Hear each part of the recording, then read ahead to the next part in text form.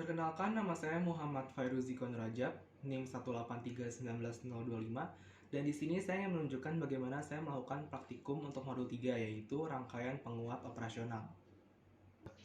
Jadi saya pertama ingin menunjukkan bagaimana melakukan percobaan yang pertama, yaitu non-inverting. Nah, di sini saya memakai dua buah adaptor. Di sini akan menggunakan satu untuk dia input 12 volt positifnya, yang di sini ada bagian negatifnya.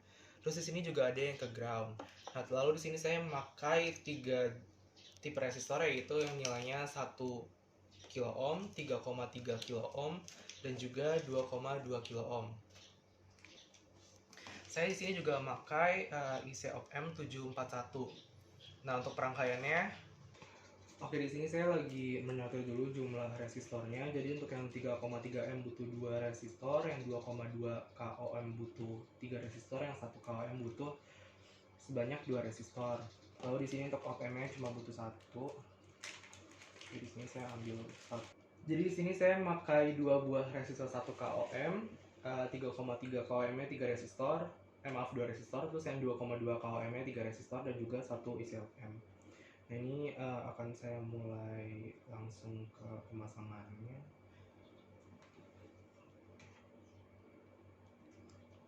Jadi pertama saya pasang dulu isi op amp-nya biar gampang. Oh ya, untuk bagaimana isi op amp-nya itu, jadi dia ada 8 titik dan itu masing-masing ada di modul bagaimana pemasangannya. Di sini saya pakai yang non inverting, jadi saya ikutin di modul aja. Nah, terus untuk yang ini nanti aja dipasangnya adaptornya. Untuk bagian yang positif saya sambungnya ke bagian sini yang paling pojok. Habis itu bagian negatifnya ke sebelahnya. Yang ground saya kasihnya ke pojok sini. Oke. Nah, sekarang untuk resistor bebannya dulu yang di bagian V inputnya saya pasang dulu. Oke, untuk 3,3 kOm-nya butuh 2. 3 kOm yang di paling pojok.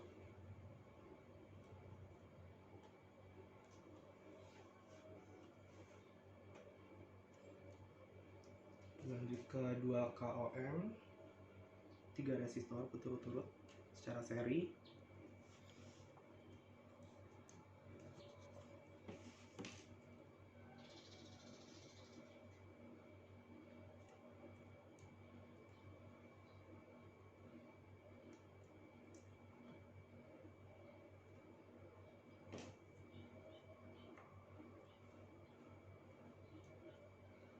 Terakhir ditutup dengan yang 3,3 kOm lagi.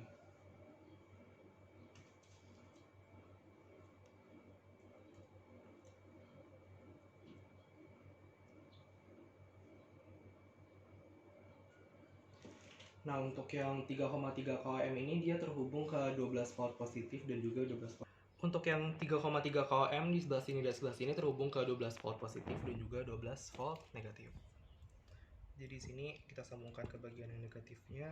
Nah, jangan lupa disambung di breadboardnya di sini.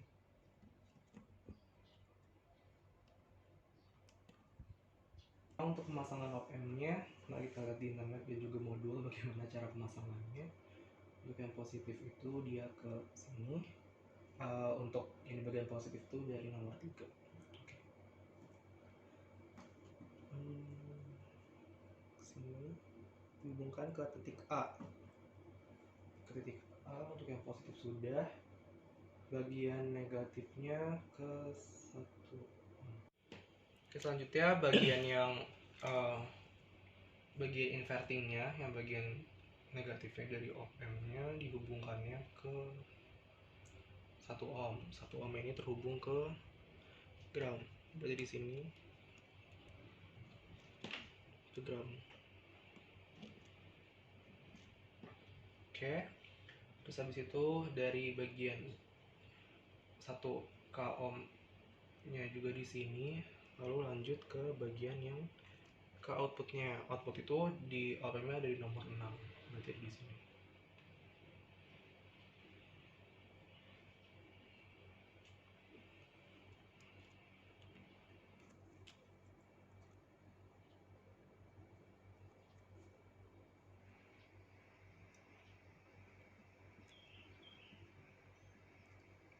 Oke, pemasangannya selesai.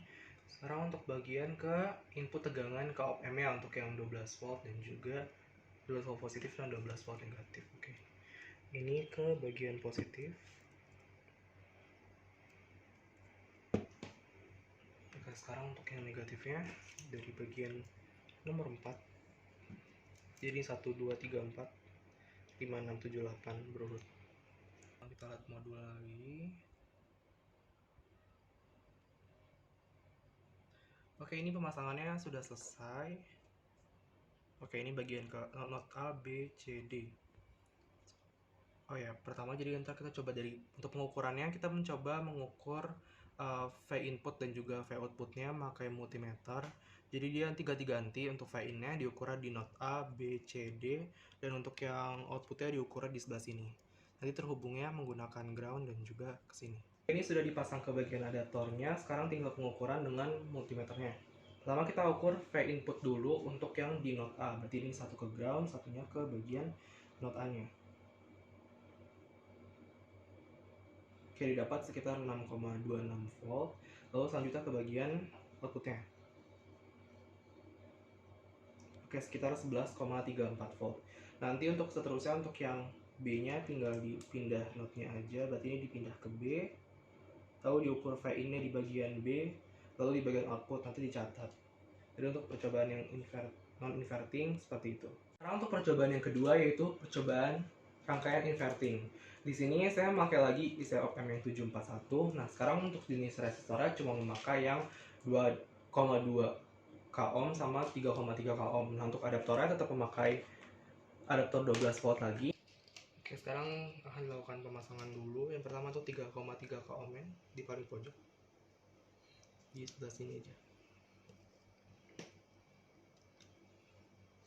Sebelah sini.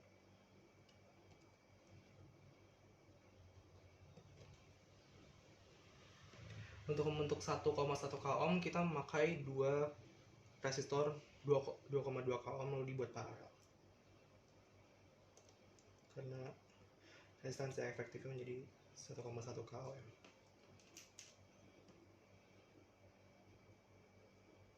Nah, sekarang untuk pemasangan op-amp-nya. Ini dipasang di sebelah sini.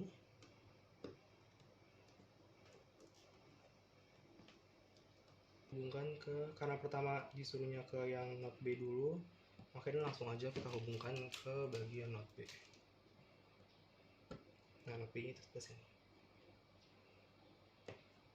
Oke.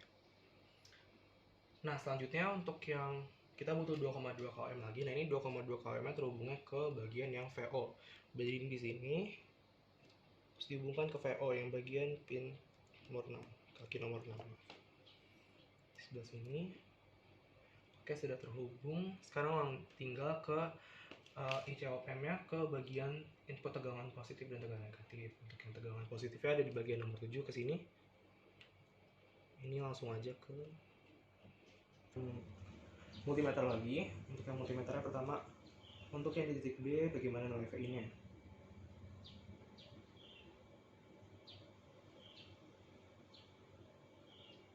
Lalu untuk pengukuran VO-nya juga sama, diukur nilai VO-nya. Nah, untuk generator sinyalnya kita atur untuk sinyalnya AC, berarti sinusoidal. Untuk frekuensinya 500 Hz.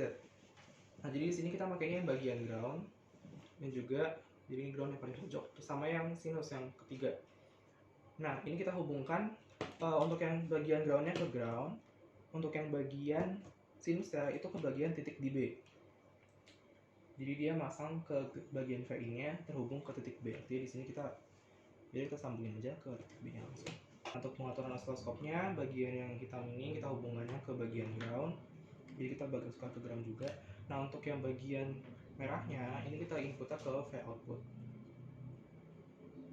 V output dari op-amp.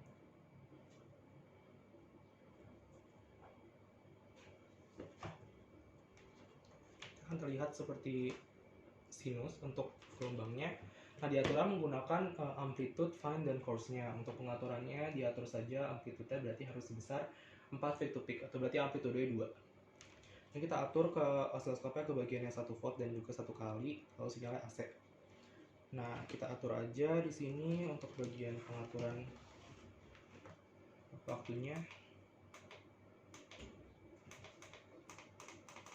Itu menjadi 1 ms saja, 1 milisecond. Nah, di sini saya sudah mengatur untuk mendapatkan sebesar 2 amplitude-nya, yang artinya peak to peak-nya 4 volt. Terus saya atur untuk mencapai 500 Hz.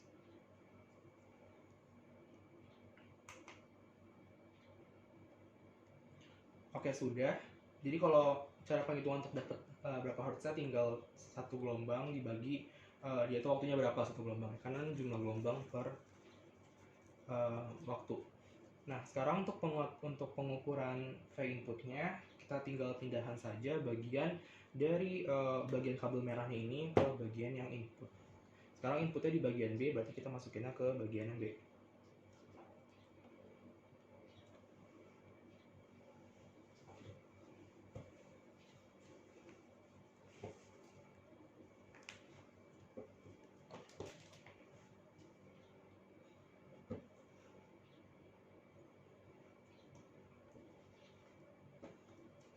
Oke, didapatkan kira-kira V peak to peak-nya sekitar 2,15 volt. Jadi kira-kira kalau di volt nanti seperti ini. Sekarang untuk percobaan yang ketiga, yaitu membuat rangkaian summer atau penjumlah. Nah, itu rangkaian summer ini sebenarnya rangkaiannya nggak berbeda jauh dengan rangkaian inverting atau yang percobaan 2, cuma ditambah untuk sumber dari generator sinyal itu dihubungkan dengan resistor 1 k ohm. Nah, jadi sebenarnya tinggal ditambahkan aja dia 1 k ohm, lalu dihubungkan ke generator sinyalnya. Nah, generator sinyal jangan lupa dihubungkan juga ke bagian yang groundnya. Nah, lalu setelah terhubung, ya udah. Nah, ini dihubungkan ke bagian yang inverting, yang bagian negatifnya. Jadi dihubungkan juga bagian 1 k ohm ya. Ini agak panjang jalurnya, jadi di sini saya pakai 2 kabel jumper.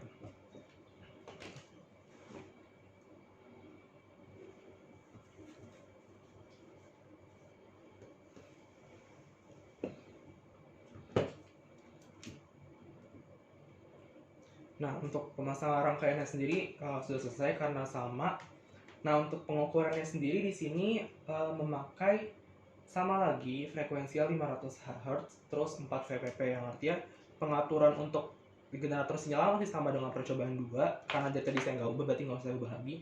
Nah, cuma untuk pengukuran V input dan V outputnya di titik B serta A itu pengukurannya secara DC, yang artinya di sini untuk di osiloskopnya diganti menggunakan DC.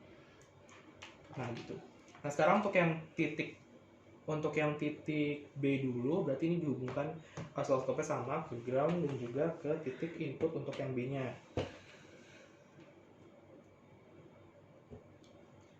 Nah, lalu kalau misalkan di hasilnya nggak ada sama sekali, berarti tinggal diatur aja berapa kali perbesarannya.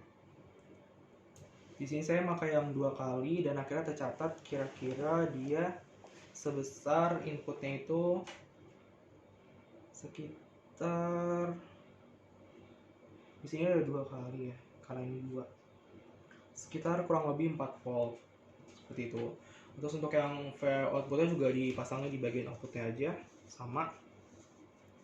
Nah, untuk yang outputnya sendiri hasilnya itu dalam bentuk gelombang sinus. Jadi kalau inputnya itu dia datar, tapi kalau yang untuk outputnya itu dalam gelombang sinus. Nah, karena ini nggak bisa diukur, karena di bawah banget takutnya masih nggak kelihatan, kita bikinnya jadi yang pengukurannya 5 kali. Terus untuk bisa dibuat terbaca jelas, tinggal di hold aja, pencet OK. Nah, seperti itu. Nah, untuk yang titik A nanti juga sama pengukurannya, lalu dibandingkan.